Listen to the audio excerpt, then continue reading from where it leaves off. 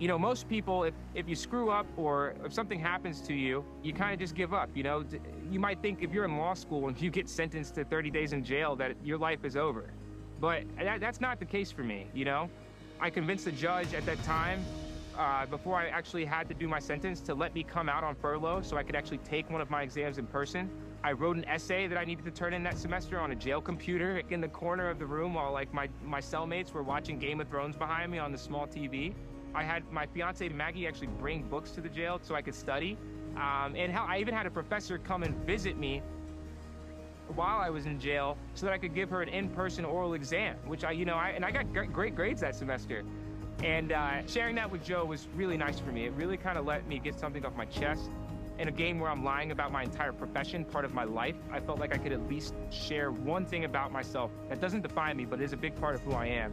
To be able to share that with Joe, who I really do trust to be a good person, it was really game changing for me.